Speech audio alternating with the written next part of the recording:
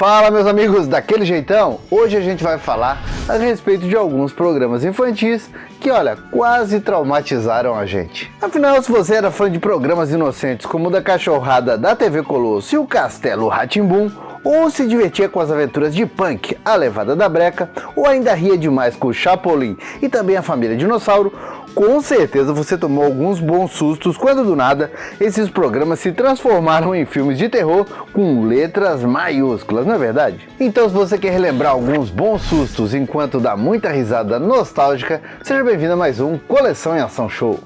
Taylor, volta aqui e vai fazer a lição.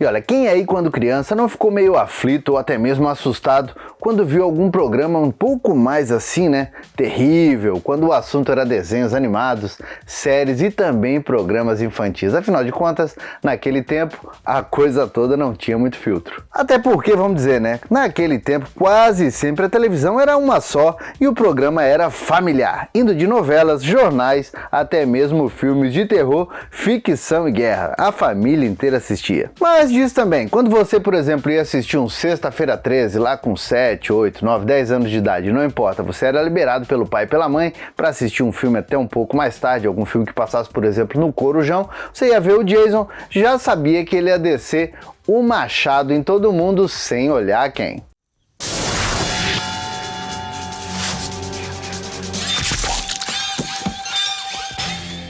Agora, quando a gente tava de sangue doce assistindo um programa infantil e do nada virava um filme de terror, aí o cagaço pegava e não tinha jeito. E não tem como discordar, afinal assistir Chaves e Chapolin era uma das coisas mais inocentes e tranquilas para se fazer, sempre com a historinha do dia que divertia com muita tranquilidade acima de tudo. Bom, quase sempre era assim, né? Afinal de contas, quem lembra quando lá em 1990 passou pela primeira vez na televisão um episódio do Chapolin chamado El Misterio del Abominable Hombre de las Nieves.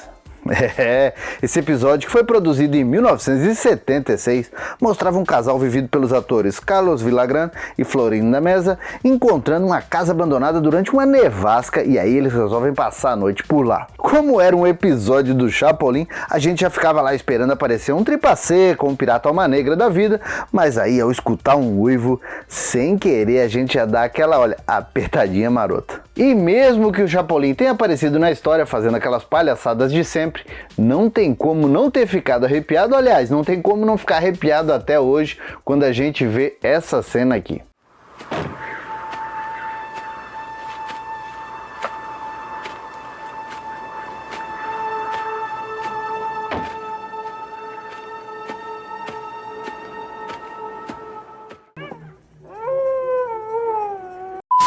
Olha, para vocês terem uma ideia, dizem que essa cena foi cortada na exibição original lá no México, já que os caras perceberam que ela ficou digna de um filme de terror, principalmente graças à interpretação do saudoso Ramón Valdés, que apesar de ser mais conhecido como o sempre querido Seu Madruga, tinha uma vasta experiência como ator, trabalhando em mais de 50 filmes no cinema mexicano. Só que como aqui no Brasil os programas do Roberto Bolanhos eram exibidos no SBT, todo mundo sabe que a galera do canal do Silvio Santos não tinha o menor filtro pra nada, e esse episódio deixou muita criança dormindo de luz acesa por um bom tempo. Mas e aí, você foi uma dessas crianças, né? Conta pra gente, não adianta mentir, senão o abominável Madruga das Neves vem pegar você. Já se passaram 3 horas e nem sinal do abominável Homem das Naves. Falando nisso, eu quero mandar um grande abraço pra galera do canal Vila do Chaves. Os caras são imbatíveis quando o negócio é Chaves e Chapolin. Então, Renan Garcia, Felipe e Carla, um grande abraço pra vocês. E falando no SBT, não dá pra deixar passar batido os episódios de Punk, a Levada da Breca, que são praticamente um filme de terror pra ninguém botar defeito. Chamado aqui no Brasil como Os Perigos de Punk, esse episódio foi ao ar em outubro de 1985 lá nos Estados Unidos com o nome The Perils of Punk Part 1, sendo o 6º episódio da 2ª temporada. E tudo rola aqui durante um acampamento da turminha, quando o Punk e o resto da galera acabam se perdendo indo parar numa caverna. E aí lá, enquanto eles esperam, a Punk começa a contar umas histórias de fantasma e olha, é aí que a coisa aperta, já que o episódio encerra com a aparição de um misterioso índio no melhor estilo Poltergeist.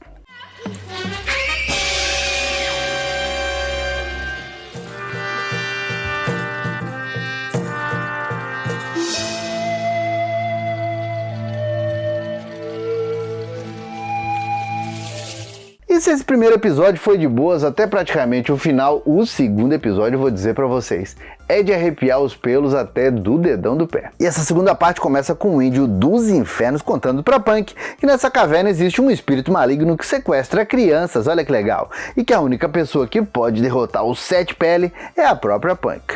Daí pra frente vou dizer pra vocês, o episódio parece que começa a ser dirigido pelo Sam Raimi. Quando do nada, o Sem Sombra, o que chega de baixo, manda uma aranha gigante que prende a Margot e desaparece com a amiga da Punk, a Levada da Breca.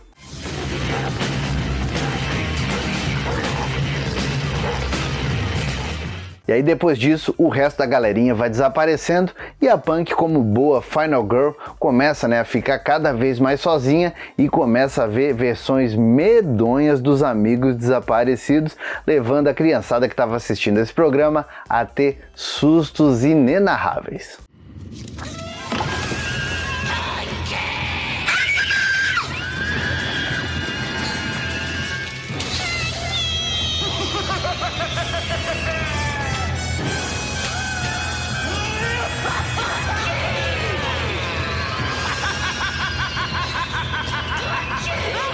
Bom, e depois de sustos e mais sustos, gritos e mais gritos, também com uma pegada de filme de terror dos anos 80, o plot twist do final revela que todo o horror era só parte da história que a Punk estava contando para os amigos. Mas aí não teve jeito, a criançada da época já estava tremendo no final desse episódio, já estava num cantinho do sofá chorando, pedindo pro pai e pra mãe deixarem a luz acesa à noite, já que o episódio tinha sido terrível. Aí vocês vão dizer, beleza, vamos fazer o seguinte, vamos tirar do SBT e vamos colocar, por exemplo, na TV Cultura, já que lá passa Castelo Rá-Tim-Bum e é tudo de boas, não é verdade? Lê do engano. Se você deu o azar de sintonizar no canal educativo para ver Castelo Rá-Tim-Bum bem no episódio 33, com o angelical título Com Que Roupa Eu Vou, o azar foi garantido. Bom, aqui tudo começa de uma maneira bem inocente, com o Nino, vivido pelo grande ator Cássio Scapim, tentando encontrar uma roupa para participar de uma festa fantasia. Enquanto isso, um lobo mau foge de um zoológico próximo e acaba se infiltrando no castelo, já que todo mundo acha que ele é apenas o Dr. Victor fantasiado, que é vivido pelo ator Sérgio Manberti, e aí a confusão tá pronta.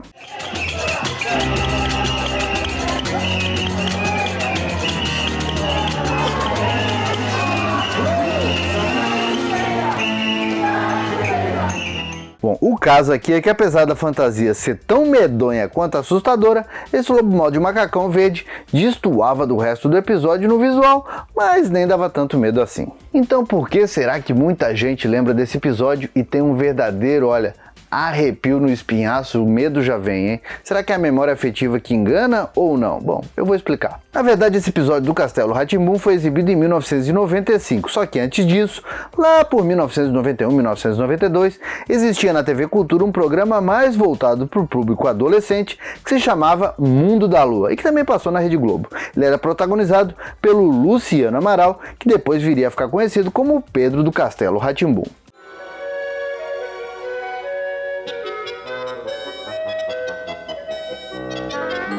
Episódio de hoje: Medo do Escuro. E aí esse episódio, no programa Mundo da Lua, chamado Medo do Escuro, foi o 15º do programa e apresentou uma história envolvendo um lobisomem que era praticamente um personagem de filme de licantropia, estilo Bala de Prata. E ele mostrava um menino tendo um pesadelo com a invasão do tal lobisomem na casa dele. E aqui, o bicho peludo do inferno, mais feio que um cachorro zumbi pegando fogo na chuva, realmente devora vários personagens do episódio com requintes de crueldade, assustando demais quem assistiu. Que nem você, que é o mais gordinho e apetitoso.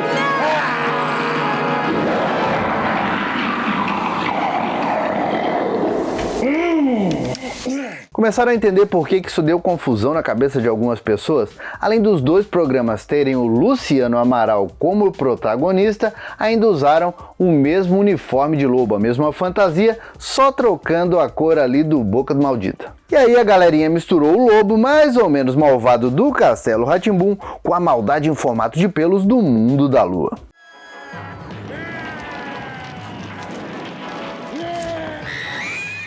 E aí, será que lembravam desse lobisomem da TV Cultura que teve o dom de assustar toda uma geração? Bom, aproveita e comenta aí. E se você tá gostando desse vídeo, também deixa aquele like felpudo e bora compartilhar com aquele seu amigo, com aquela sua amiga que lembra desse lobisomem e jurou nunca mais assistir Castelo Rá-Tim-Bum. Ele vai ver que na verdade ele se assustou com um outro programa.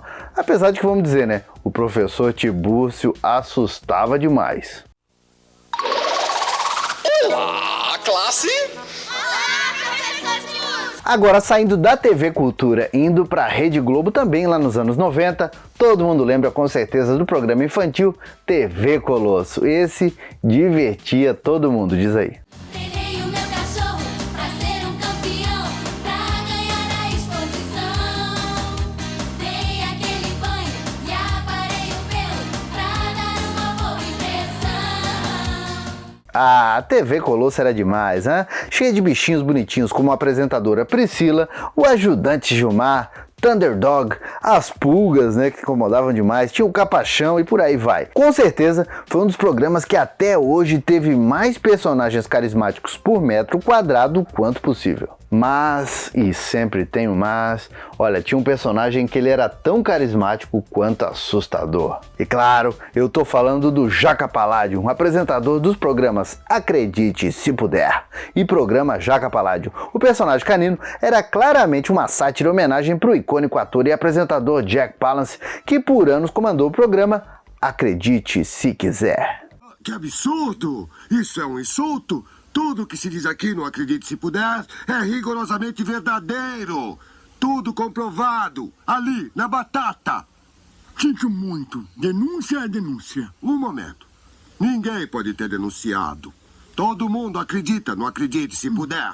O caso é que o Jaca Paládio tinha um dublador chamado Hamilton Ricardo. O cara era dono de uma voz inconfundível e aqui ele sempre colocava um tom ameaçador no personagem que, se fosse contrariado ou chamado de mentiroso, partia pro ataque, quase sempre empunhando um machado e tocando terror pra cima de um trio de filhotinhos.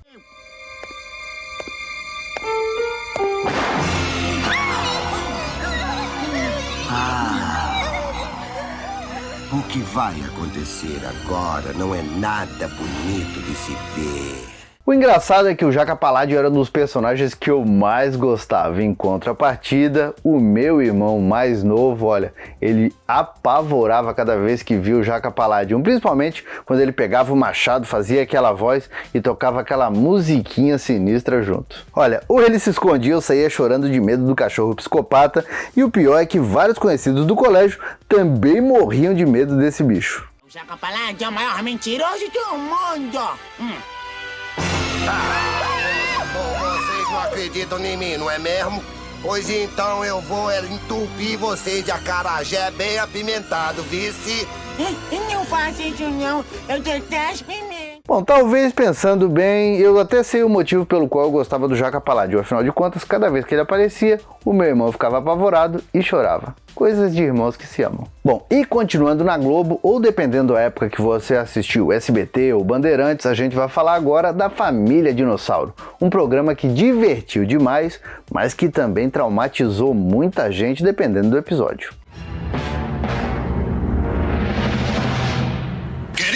Cheguei! Todo mundo sabe que a Família Dinossauro foi um grande sucesso aqui no Brasil, já que todo mundo amava acompanhar o dia a dia do Dino da Silva Sauro, a sua esposa a Fran e os filhos Bob, a Charlene e, claro, o inesquecível e adorável Baby. Olha quem chegou!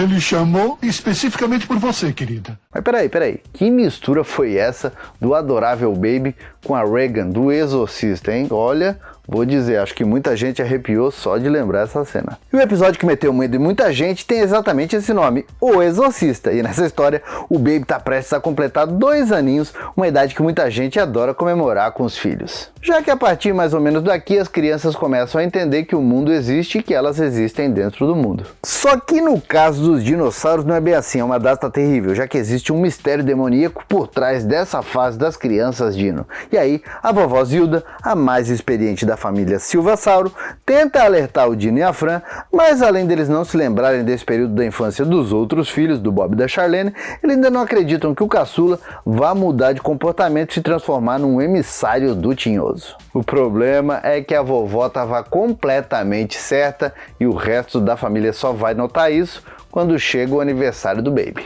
Aí o pequeno se transforma em algo assustador, então a família passa o episódio inteiro passando um bocado de sustos enquanto procura ajuda especializada, inclusive de experts em forças ocultas, no melhor estilo Padre Quevedo. Ovos azuis de torrada, dele não gosto nada. Você os comeria fugindo? Você os comeria sorrindo? Família Dinossauro, mesmo sendo um programa de sucesso fruto de uma parceria da Disney com o lendário Jim Henson, rendeu vários momentos bizarros e que traumatizou muita criança feliz por viver essa época em que a régua era lá bem baixa. Eu condeno os produtores da família Dinossauro pela irresponsabilidade deles. Eu exijo que eles se expliquem. Eu aguardo a resposta.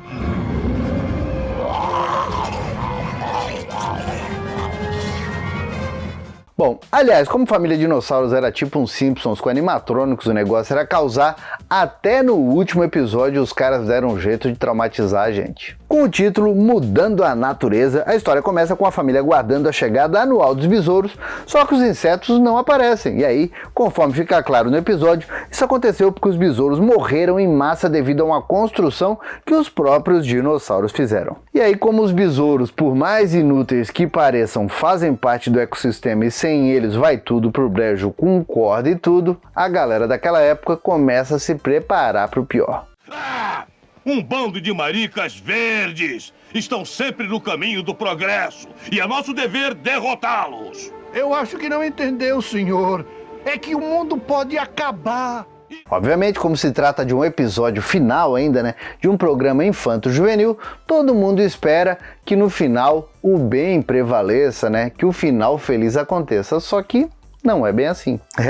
Nas cenas finais, cientes da morte com a chegada da Era do Gelo, os membros da família Dinossauro se despedem, prometendo ficar juntos até o fim. E aí, em seguida, um dos personagens diz boa noite e adeus. Cena que é seguida pela imagem da casa invadida pela neve e os créditos finais acompanhados por uma música extremamente triste, uma despedida melancólica. E agora uma previsão de longo alcance. Neve contínua, escuridão e frio extremo. Aqui é Howard Hendapne. Boa noite. E adeus. Olha, não foi uma cena de terror propriamente dita, mas foi de cortar o coração de muita gente, principalmente quando a série começou a ser exibida novamente do primeiro episódio, dependendo de onde você assistiu, e todo mundo sacou que aquele ali foi realmente o último episódio da família Silvasauro. Não só com a gente, mas entre eles mesmos. Foi o último momento dos dinossauros. Mas e aí, diz aí, momentos tão icônicos quanto traumatizantes numa época em que os roteiristas não tinham medo de ousar, hein? E aí, algum desses episódios realmente traumatizou vocês ou foi só palhaçada, né? Claro, a gente sabe, muita coisa realmente traumatizou, mas a gente vai fingir que não, que a gente é brabo. Tudo bem, comenta aqui pra gente falar um pouquinho mais a respeito disso e dar algumas risadas. Bom, se você gostou desse vídeo, deixa aquele like felpudo e bora compartilhar. Se está chegando agora, também aproveita para se inscrever no canal, badalar o sininho e conhecer as nossas redes sociais. Tem muita coisa legal para vocês. Por enquanto, eu vou deixando meu abraço, dizendo que a gente se vê no próximo vídeo e valeu! E agora o meu agradecimento todo especial para os assinantes Felpudo Gold do grupo de membros do canal. Tá esperando o que para ser membro Felpudo Gold ou Felpudo Silver você também? Pode ter certeza, vai ajudar demais a nostalgia do canal.